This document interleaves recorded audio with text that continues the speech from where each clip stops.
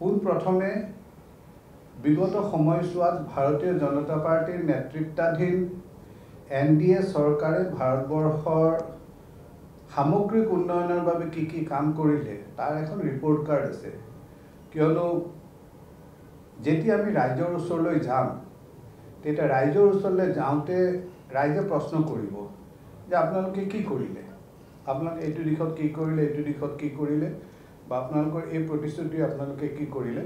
সেইবাবে আমাৰ যিখন ঘোষণাপত্ৰ, এই ঘোষণাপত্ৰৰ প্ৰথমতে ৰিপৰ্ট কাৰ্ড আছে। আপোনালোকৰ সকলোৰে অফিচত যিটো ছফ্ট কপিবোৰ গৈছে, তাৰপিছত যিটো সংকল্প শব্দটো সাধাৰণতে মেনিফেষ্টো বুলি কয়, বহুতে প্ৰস্তাৱনা বুলি কয়, কিন্তু আমি এইটো কৈছোঁ সংকল্প। তাৰমানে পৰৱৰ্তী সময়ৰ বাবে আগন্তুক আৰু 5টা বছৰ বা তাৰ পৰৱৰ্তী সময়ত যিটো আমি কাম কাজৰ এটা গতিপথ সিদ্ধান্ত কৰিছোঁ, সেই সিদ্ধান্তটো আমি কিছু সংকল্পৰ মাজেৰে আপোনালোকৰ আগত, ৰাইজৰ আগত দাঙি ধৰিছোঁ। ইয়াৰ পিছতে আমি কিছু বিষয়, যিটো বিষয় নিশ্চিতভাৱে কৰা হ'ব, ইটছ এ গ্যাৰেণ্টি, এই গ্যাৰেণ্টি আমি প্ৰকাশ কৰিছোঁ। গতিকে সামগ্ৰিকভাৱে গোটেইখন আমাৰ মেনিফেষ্টো বুলি ক'ব পাৰে, আমাৰ ৰিপৰ্ট কাৰ্ড বুলি ক'ব পাৰে, আমাৰ সংকল্প পত্ৰ বুলি ক'ব পাৰে। ভাৰতীয় জনতা পাৰ্টিৰ বিগত সময়ৰ কি কাম কাজ, বৰ্তমান সময়ত ভাৰতীয় জনতা পাৰ্টিয়ে কি চিন্তা কৰিছে, আৰু আগন্তুক সময়ত ভাৰতীয় জনতা পাৰ্টিয়ে কি কাম কৰিব বুলি ৰাইজক গ্যাৰেণ্টি দিছে, এই গোটেইখিনি সামগ্ৰিকভাৱে আজি আপোনালোকৰ আগত উত্থাপন কৰিছোঁ। অসমক লৈ পেলাই তেনেকুৱা যিবিলাক ষ্টেট স্পেচিফিক যিবিলাক ইছ্যুজ আছে, সেইবিলাক, কিয়নো ভাৰতবৰ্ষত 28খন ৰাজ্য আছে, তামিলনাডুৰ যিখিনি সমস্যা, সেইখিনি সমস্যা অসমত ইৰেলেভেণ্ট। তামিলনাডু বা কেৰালাত হয়তো ফিচাৰমেনৰ ইছ্যুটো এটা ডাঙৰ ইছ্যু, বা শ্ৰীলংকাৰ সাগৰৰ সেইখিনিত আমাৰ যিসকল মৎস্যজীৱী বা যিসকল তেখেতসকলৰ এইটো এটা ইছ্যু, ডাঙৰ ইছ্যু তাত এটা। কিন্তু সেই ইছ্যুটো আমাৰ ইয়াত ইছ্যু নহয়। আমাৰ ইয়াত ব্ৰহ্মপুত্ৰৰ খহনীয়াটো এটা ডাঙৰ ইছ্যু, কিন্তু সেই ইছ্যুটো মধ্যপ্ৰদেশত কোনো ইছ্যুৱে নহয়। সেইকাৰণে ভাৰতীয় জনতা পাৰ্টীয়ে এইবাৰ ষ্টেট স্পেচিফিক তেখেতসকলে কিছু সংকল্প লৈছে, কিছু চিন্তা কৰিছে, যিবোৰ ৰাজ্যিক পৰ্যায়ত ৰাজ্যিক নেতৃবৃন্দই তেখেতসকলে ঘোষণা কৰিব। তথাপিতো উত্তৰ পূৰ্বাঞ্চল বুলি কিছু আমাৰ চিন্তাধাৰা এই সংকল্প পত্ৰখনত ৰখা হৈছে।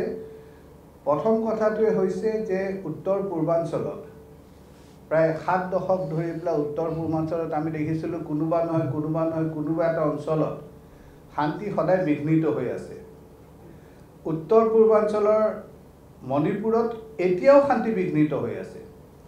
এই শান্তিটো পুনৰ স্থাপন কৰা, শান্তি বিঘ্নত কৰা শক্তিসমূহক মষিমূৰ কৰি উত্তৰ পূৰ্বাঞ্চলত এখন শান্তিপূৰ্ণ অঞ্চললৈ পৰিৱৰ্তন কৰিবলৈ এইটো আমাৰ এটা সংকল্প।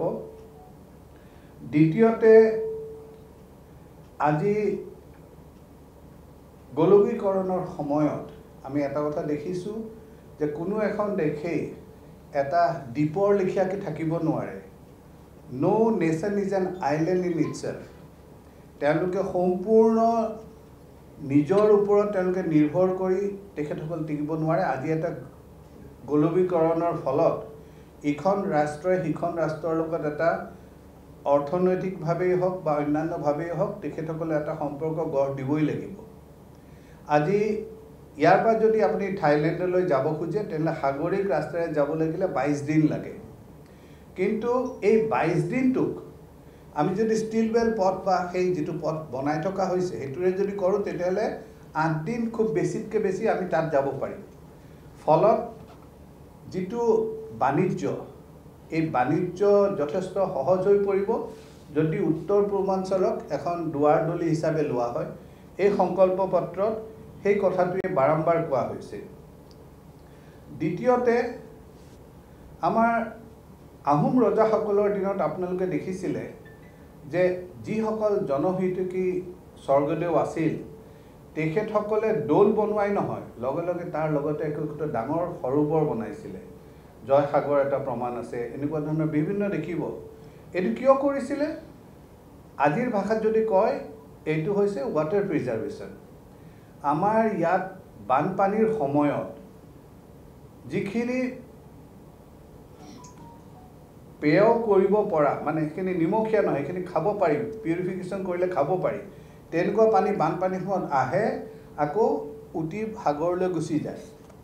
কিন্তু আমি যদি সেই পানীখিনিক আমি কিবা ধৰণে সংৰক্ষিত কৰিব পাৰোঁ, তেতিয়াহ'লে অসময়তো কিন্তু আমি তাৰ পৰাই জলসিঞ্চন কৰিব পাৰিম। গতিকে এই সৰোবৰ মানে আমাৰ ডাঙৰ ডাঙৰ যিবোৰ জয়সাগৰ, ৰুদ্ৰসাগৰ এনেকুৱা ধৰণৰ যিবোৰ পুখুৰী আছে, এনেকুৱা ধৰণৰ পুখুৰী খান্দি এই পানীটো প্ৰিজাৰ্ভ কৰিব পৰাৰ বাবে আধুনিক যিটো ছেটেলাইট ইমেজাৰী আছে, সেই ছেটেলাইট ইমেজাৰীৰে তেনেকুৱা ধৰণৰ প্ৰচেষ্টা এটা লোৱাৰ কথা কোৱা আছে। আৰু এটা কোৱা হৈছে যে দীৰ্ঘস্থায়ী এটা দীৰ্ঘম্যাদী এটা অৰ্থনৈতিক চিন্তাধাৰা কৰিব লাগিব, এটা মাষ্টাৰ প্লেন কৰিব লাগিব। কিয়নো তাৎক্ষণিকভাৱে তাতে নিজাৰ্ক একশ্যন যিটো হয়, ক'ৰবাত বোলে আজি পিঁয়াজৰ কম পৰিল গতিকে তালৈ পিঁয়াজ পঠিয়াই দিয়া, কালিলৈ বোলে তাত বোলে চাউলৰ অভাৱ হৈছে গতিকে ফটকৈ চাউলখিনি পঠিয়াই দিয়ে, সেনেকুৱা নহয়। এটা মাষ্টাৰ প্লেন কৰি যাতে, কিয়নো এনেকুৱা হয় কেতিয়াবা যে ক'ৰবালৈ কোনোবা এটা বস্তু পঠিয়ালে আমাৰ ইয়াতে নাটনি হয়, গতিকে এটা মাষ্টাৰ প্লেন কৰি পেলাই পূৰ্বাঞ্চলৰ যিখিনি প্ৰডাকশ্যন, এই পূৰ্বাঞ্চলৰ প্ৰডাকশ্যনখিনি আমি যাতে আমাৰ নিজৰ চাহিদা সম্পূৰ্ণ কৰি আমি বাহিৰলৈ আমদানি কৰিব পাৰোঁ, সেই কথাটো ৰপ্তানি কৰিব পাৰোঁ, সেই কথাটোৰ বাবে এটা দীৰ্ঘম্যাদী আঁচনি লোৱাৰ কথা কোৱা হৈছে। Assam specific, Nagaland specific, Manipur specific, এইবোৰ যেতিয়া সেই ৰাজ্যসমূহত যেতিয়া আমাৰ কেন্দ্ৰীয় নেতৃত্ব আহিব, তেখেতসকলে আমাৰ ইয়াৰ পৰা আপোনালোকে জানি ভাল পাব যে এইবাৰ প্ৰথমবাৰৰ বাবে, ইয়াৰ আগতে স্বাধীনতাৰ আগতে কেতিয়াও কোনেও এই প্ৰচেষ্টা লোৱা নাছিলে।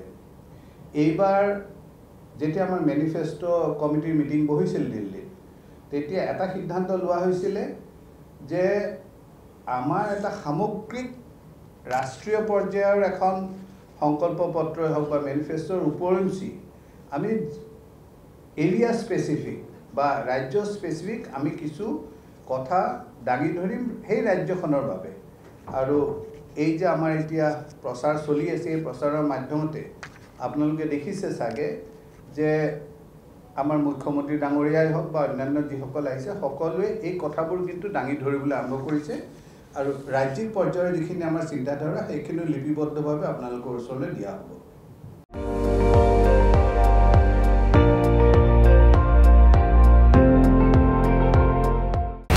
আপুনি চাই আছে ND24, সৰ্বশ্ৰেষ্ঠ নহয়, সৰ্বোত্তমৰ দৌৰত।